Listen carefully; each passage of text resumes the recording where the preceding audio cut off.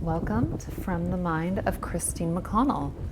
In today's episode, we are going to be restoring one of the guest rooms of this old house back to its original Victorian glory.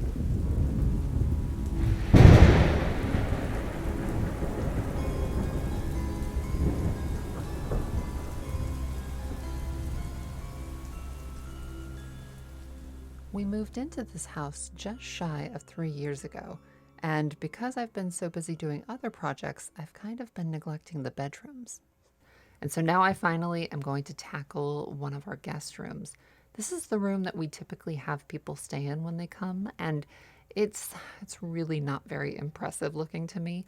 The color of the walls is not a bad color of yellow, but it doesn't really go very well with the woodwork in the room. And so that's obviously one of the first things I want to tackle. Now, when we first bought the house, it did come furnished. This room was kind of not terribly exciting looking. And the oldest reference photo I have of this room at all is from the 1980s, where it really doesn't look very great. So we're going to see if we can't remedy that.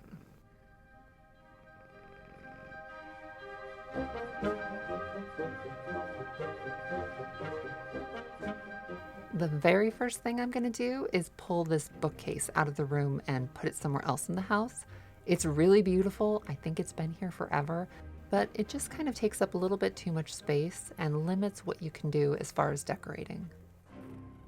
Now, obviously first I have to go through all these books and make sure that there's no hidden treasure in any of the pages. One thing I hadn't really anticipated, though, was what I might uncover when I moved it.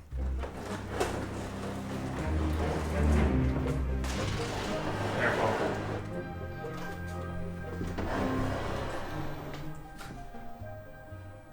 God, that's been there forever.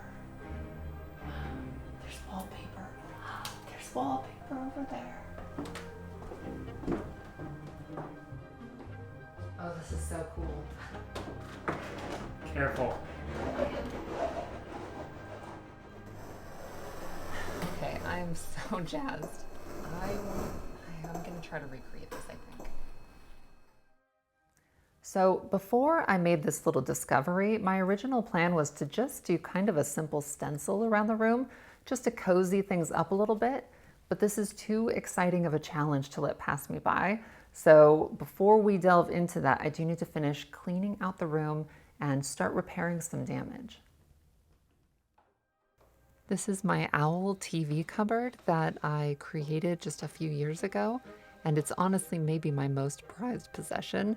And so I like having it in a room that people get to enjoy when they come and stay at the house.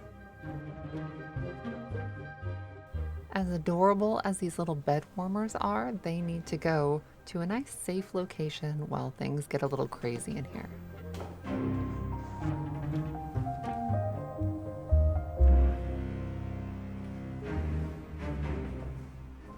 In the past, people used to hang pictures on a little strip that went around the room called a picture rail, and I'm actually going to be pulling this and repositioning it later on.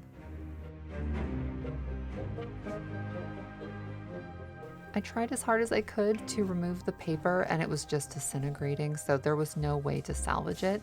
So what I'm going to do now is put trace paper over it and sketch out the outline so that I can do something with that later.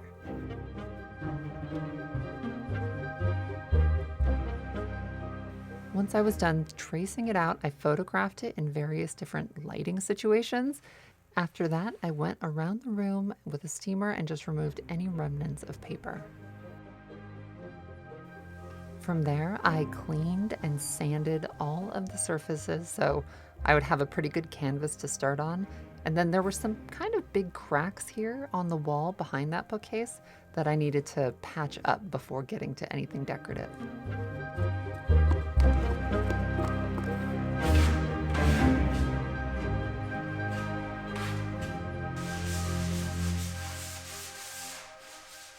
So I'm assuming at some point in the past, having a lowered picture rail must have gone out of fashion.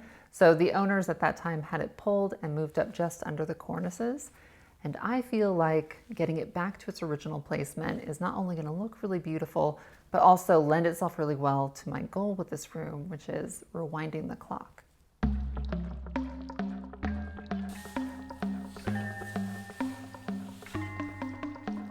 could see from the paper that I uncovered behind the bookcase that this rail used to be just about 20 inches down from the cornices.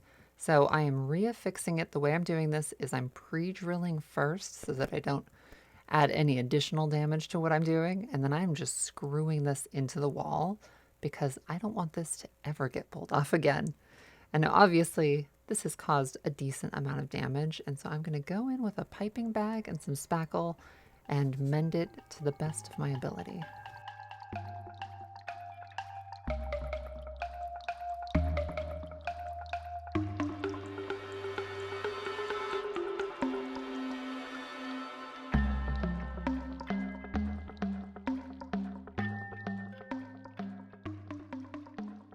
Now it's time to start creating some custom color swatches.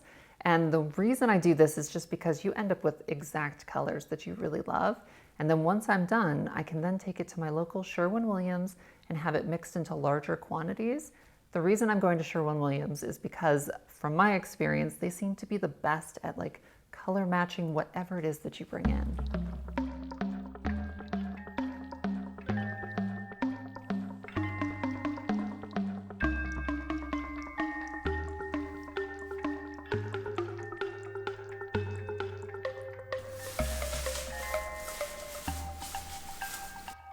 The further I got along with painting, I started to realize that this white picture rail and white cornice that went above it just kind of clashed, I felt like, with the wooden molding around the room. And so I felt like doing a faux wood technique on this was gonna hopefully look really, really great so long as I could do it in a way that was believable.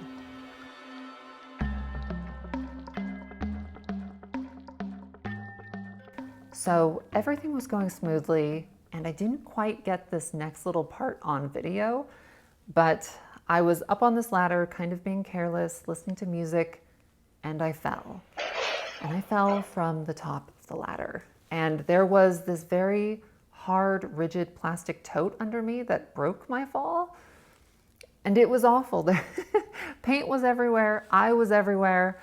It was really, really bad. But the silver lining to this is it incentivized me to go and get one of these mobile scaffolding units, which I will now be using for the rest of this project.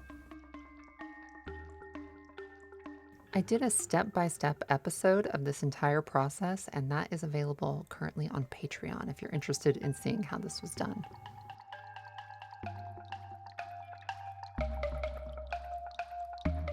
Now that the walls are fully prepped, I then took that trace that I did of the paper that we uncovered, got it into the computer, and then in Photoshop, I was actually able to flesh out the design and create a fully repeating pattern. And then from there, I even added a few of my own creative ideas. I only had about a third of the width of the design to work with, so it took, quite a bit of work to flesh it out. And I even turned it into a half drop repeat, which I doubt it was originally. And what that does is it kind of scatters the pattern a little bit, makes it look slightly less busy. And the end result I thought was so pretty. After that was done, I wanted to add my own kind of creative stamp to this design. And so I kind of Frankensteined a couple different images together to give me a good reference image. And then from there, I just outlined sort of vaguely what I wanted, and then went in and just like honed that design, cleaned it up. And I did that with several other little critters.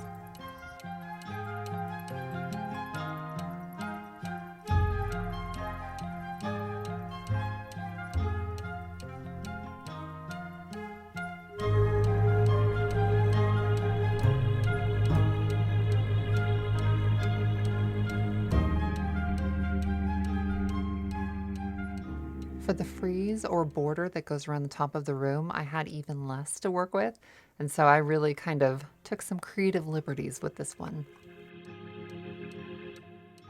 Something that I really love about this property is there really are owls out in the trees and rats scampering around the basement as well as bats in the attic. So taking some of those kind of creepy elements and working them into the room just feels really authentic and fun to me. Once the design was fully complete, I had to actually create many different layers to make it a workable pattern. And then from there, I picked up one of these Cameo Pros from Michaels. It's essentially just a very large Cricut machine that could cut out each of these layers for me.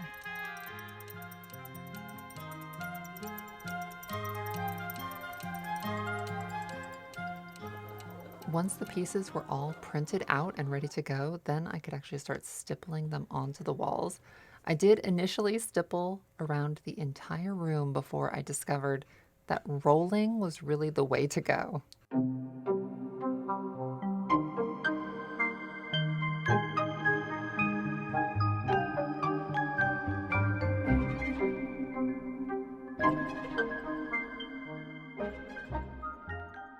I really do my best to keep the pets put away during kind of riskier parts of the projects, but for some reason, my little baby werewolf, she loves getting right into the thick of them no matter what you do to stop her.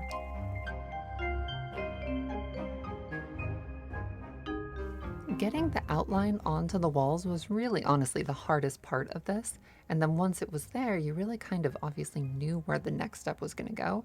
So it was just a matter of doing layer after layer until it started actually looking like something.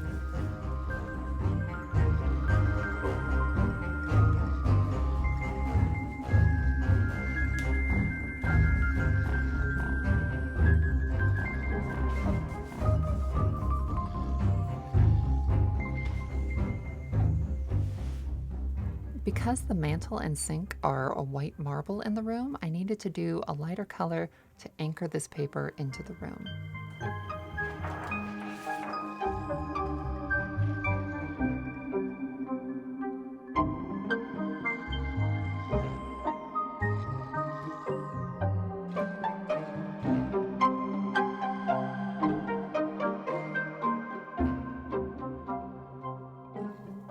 The final layer is going to be a bronzy gold, and I initially tried rolling this and it just absolutely did not work. It went all over the place.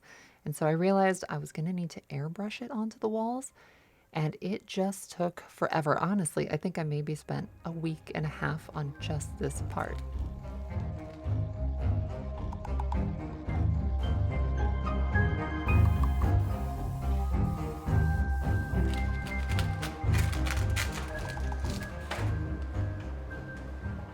Because I always like to add extra steps, I went over the eyes with this BLK 3.0 paint by Stuart Simple. It is one of the blackest paints you can purchase, and it dries down looking almost like velvet. And so once I was done, I went over that with just a little bit of a highlight on those eyes.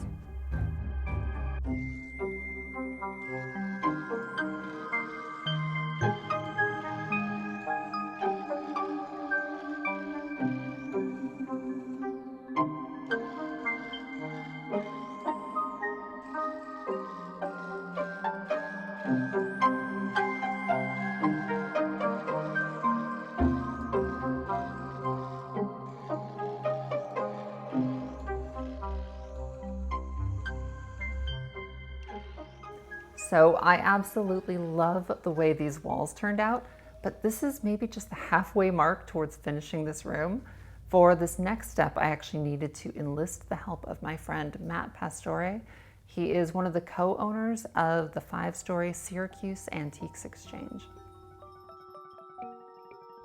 This antique mall has been open for many years, and one of its secret hidden treasures is down in the basement is an entire space filled with nothing but light fixtures and lamp parts. And my friend Matt actually went through all of that and found some key pieces in order to restore the main light fixture in this room. He started by dusting off to clean the lamp fixture, and the reason he said to do this as opposed to using any chemicals is it protects the patina that's original. And then once he had done that, he actually found some keys down in that basement that matched the original keys that had long been missing from this piece. I am so grateful that he came and did this, and the end result was just amazingly beautiful. If you have any interest in checking out that Syracuse Antiques Exchange or talking to Matt, I will leave a link to his Instagram below.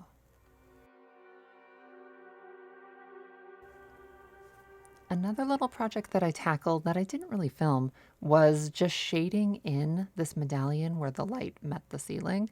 And it was such a beautiful little built-in that I wanted to do something to just help it kind of pop. I tried doing something by hand and then ultimately just ended up using an airbrush to add just a little bit more depth. So this room has just turned out so much neater than I had anticipated. And I'm now realizing I need some really special, unique furniture pieces that are going to fit in this room really well. They're the kind of things that you just can't go buy. So for that reason, I'm going to start Frankensteining some things. I found 2 beds, one on Craigslist and the other on Facebook Marketplace, and luckily they were able to bring the beds to the house, at which point I started cutting them up, tearing them apart. The first bed was too red, and so I stripped that down to the natural wood and stained it to match the other bed. And then I just started fusing things together. And I'm making this sound like it happened obviously very quickly, but it took a good amount of time to do this project. But at the end of it, I had this really beautiful 10-foot canopy bed. And because both of those beds were antique reproductions, no real antiques were harmed in the making of this video.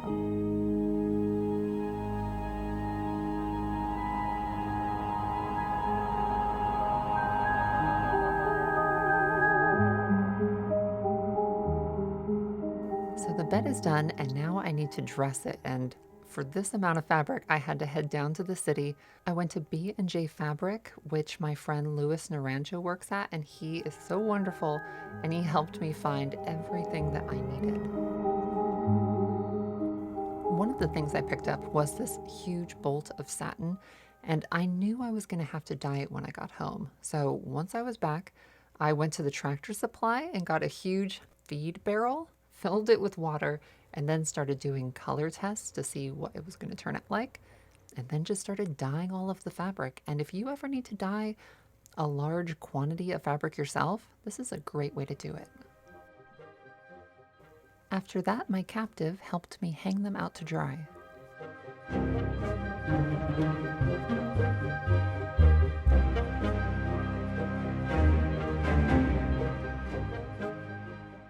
I've known this for some time, but Professor Poof is a terrible sewing assistant.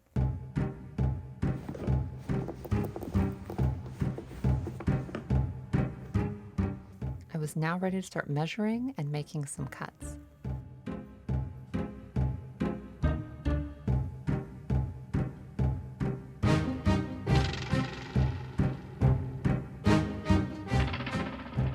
If you want to create draperies for a canopy bed that are really kind of show-stopping and impressive, it requires a massive amount of fabric and a ton of time. And so again, I'm just sort of glossing over this as quickly as I can, but in the future on Patreon, I will be posting, I think, 2 different videos of how I did the drapes here for the side panels, and then also how I did the lid for this canopy bed.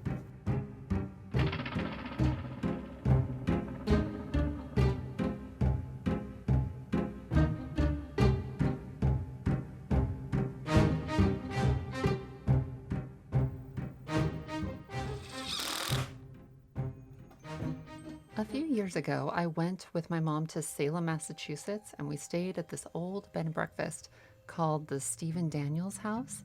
And it was so spooky and beautiful and old, and it's currently been purchased by new people who have since cleaned it up. But when we were there, the wallpaper was peeling off the walls and everything was just kind of gently disintegrating, and it was so beautiful. I loved it. And in one of the rooms, there was this bed with like a silk canopy top that was so old, it was actually falling apart, and little tendrils of the silk were sort of falling down on you while you slept. And ever since then, I have desperately wanted one of these in my own house. And now, through a little bit of hard work, we have one here.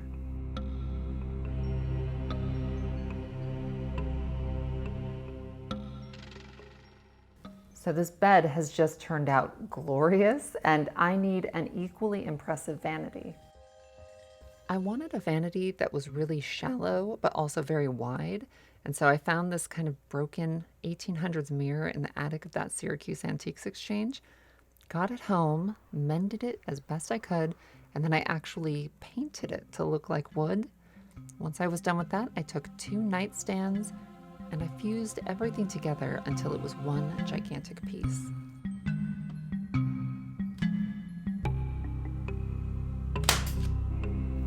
I then created some tufted velvet lining for a shadow box that went in between those 2 nightstands, and then reupholstered an antique chair using that same velvet so that everything would kind of come together and look cohesive.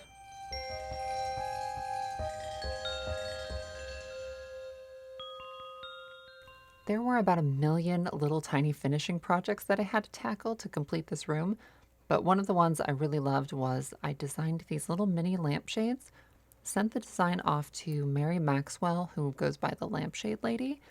She had her welder create them, sent them to me, and then from there I dressed them.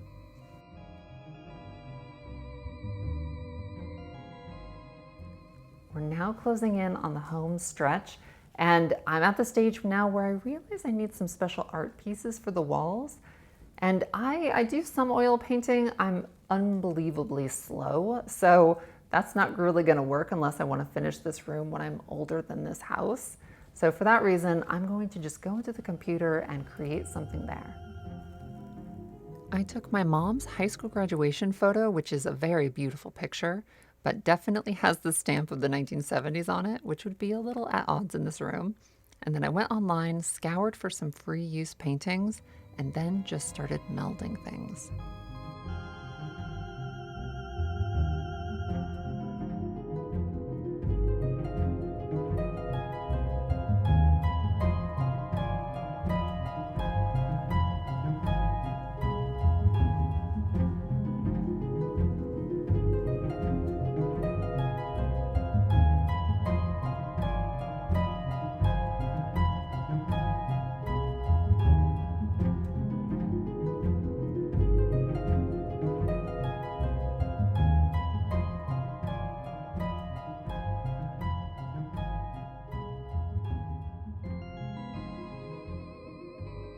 The end result just turned out so incredibly wonderful, and not only is it very meaningful to me, but my mom absolutely loved it.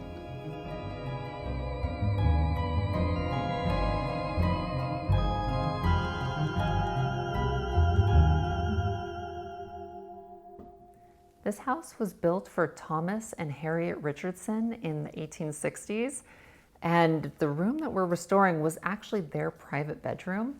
And so in order to kind of honor them here in this space, I'm going to do something really kind of special and unique using some photos that I found buried at the bottom of a drawer when we first moved in. When this house was completed and they moved in, they were in their 30s and 40s, but photography hadn't really taken off yet at that point. It certainly existed, but it wasn't quite as commonplace as it was going to be in just a few years. And so there's only photos of them considerably older.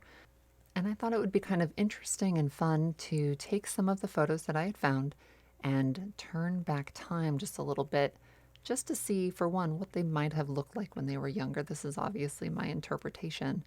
And the end result, I just think, is really fun looking.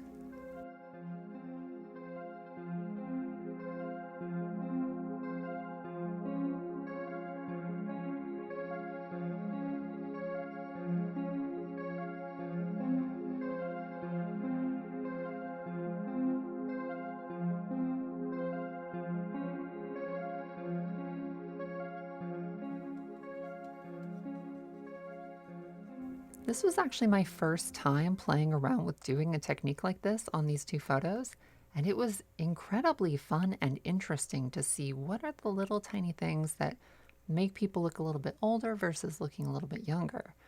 And at the end of it, I was a little taken aback by, I don't know, how hot he looked. I thought he ended up kind of looking a little bit like Clive Owen.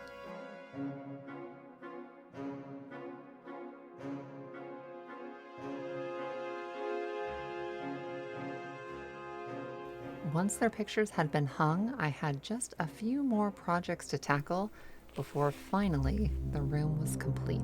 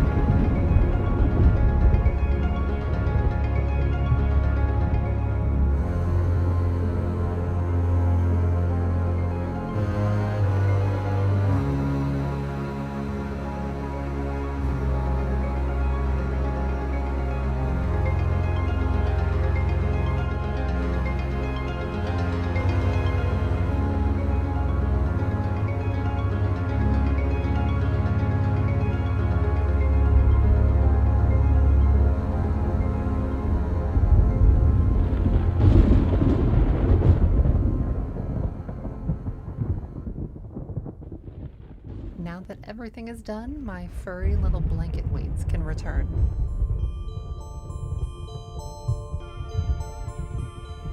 What I absolutely love about this room so much is that while obviously it's very theatrical, everything genuinely works just as it should.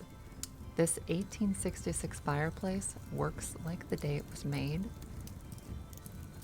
The 1905 Victor VI phonograph gently fills the room with haunting melodies. And the original Victorian-era sink still functions perfectly.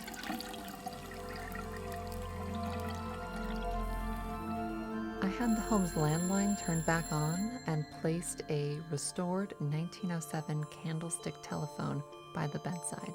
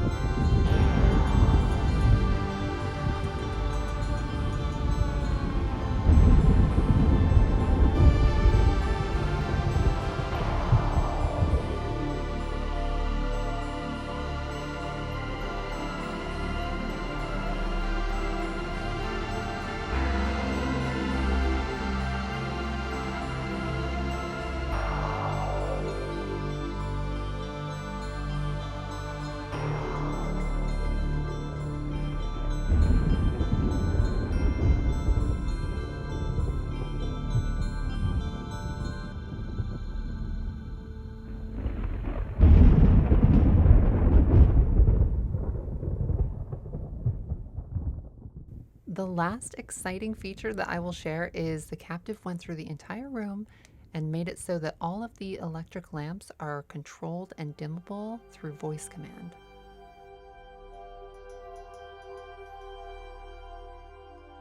And the room is finished, and I've got to tell you, I didn't think this day was going to come. This took so long, but the end result is so much neater than anything I had anticipated.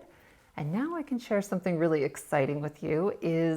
I researched and I found a wallpaper manufacturer down in Pennsylvania, and I worked with them over this last year in figuring out how to basically create paper versions of what I've done here on these walls, and they've done it, and it's beautiful. So if you are seeing this, it means that the site should be live just below here in the text, and you can go and pre-order these papers if you're interested. And they should be shipping out just around Halloween of this year.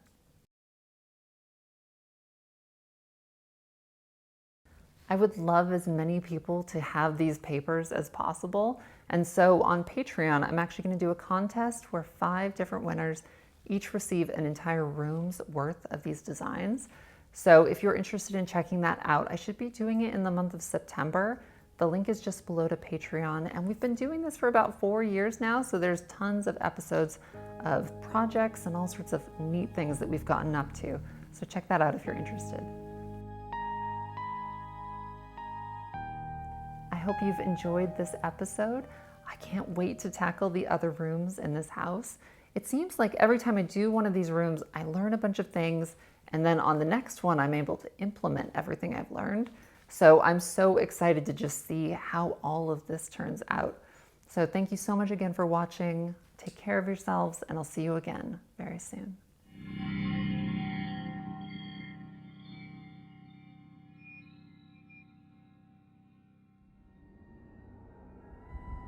The last fun fact I will share with you is that the lightning you saw on the outside of the house was real, and I was nearly burnt to a crisp trying to get just the right shot of it.